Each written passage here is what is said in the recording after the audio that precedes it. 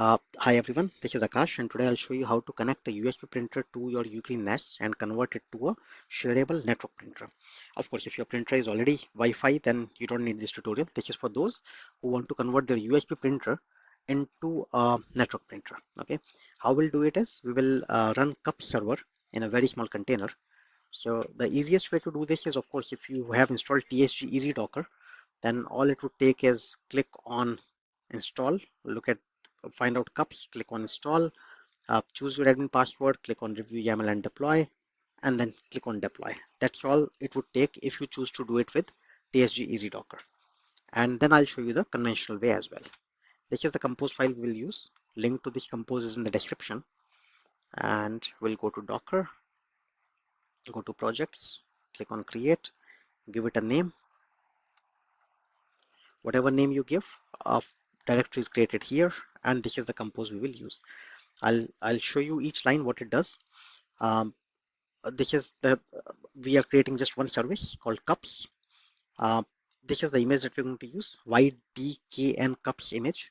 This is a reliable image, been there for some time, and this I found that this is the best image. Why? Because this guy has included most of the open source printer drivers, and also uh, password works flawlessly on this. Okay, so on every reboot, the password is reset to whatever you set here.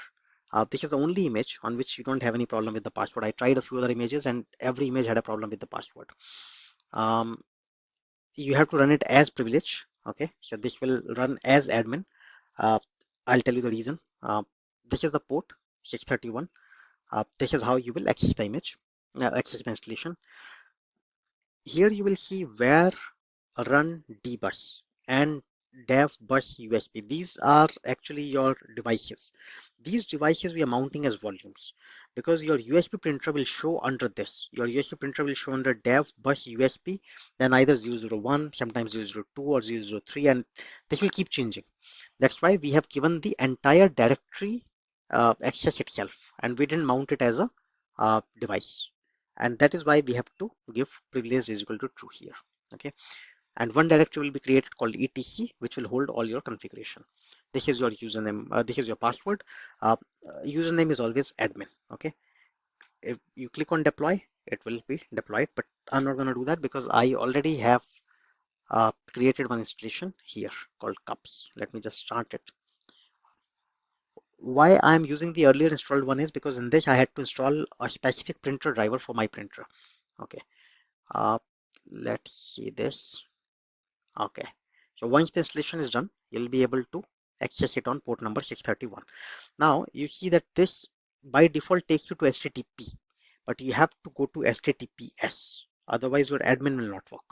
Okay, all right, and then go to administration, go to add printer. If you are in luck, it will show you your printer here. All right, so my printer is here. Okay, continue. Click on share this printer. Make sure that you do this. If you don't do this, your Windows will not see your printer. All right, click on continue.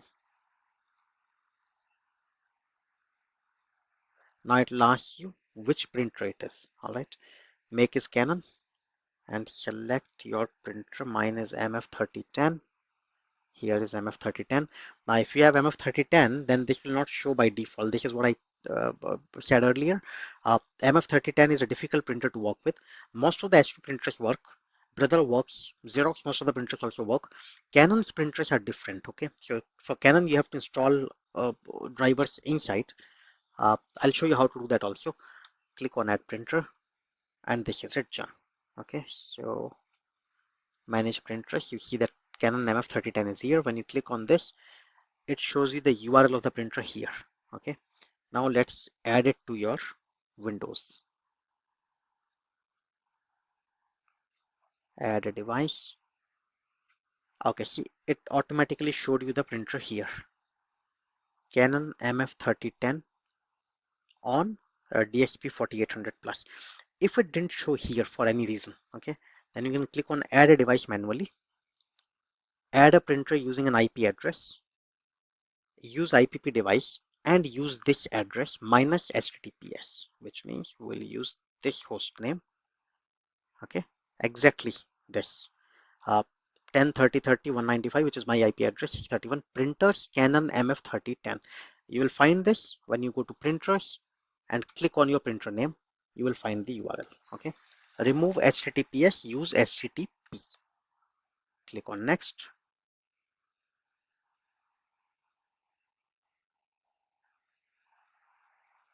And it will say you have successfully added. This is it. Your printer is added. That's all that you need to do. Now, coming back to the printer installation. As I said, most of the printers, HP printers generally always work. All the drivers for HP printers are open source, so they are available there. Um, for Canon, what I had to do was for 3010, I had to download the drivers. This is a directory in which I kept all the drivers, 3010 drivers, downloaded from the internet. Then I placed this inside this directory. So under Docker, under cups, you see there was a directory called etc that we created here. Under compose,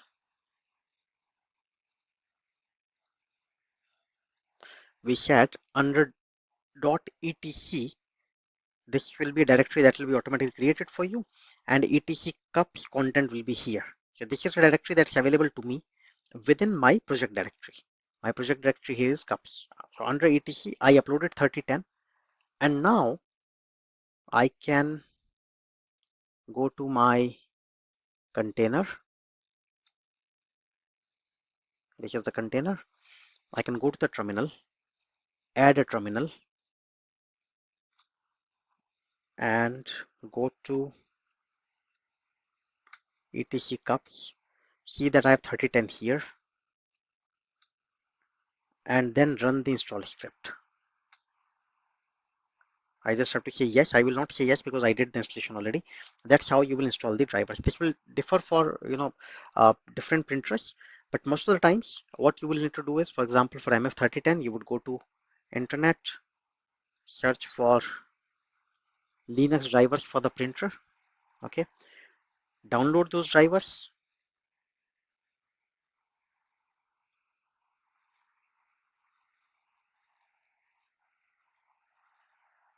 Download the drivers here. Uh, extract the drivers, place them within the project directory, and then go to the terminal and run the install script, which is inside the driver. So how Unix works is always you will find one install.sh script. In 3010, I had the install.sh. I just had to run this. Okay, so this is it. If you have any questions or comments, feel free to ask them in the comment box, and I always come back. Thanks a lot.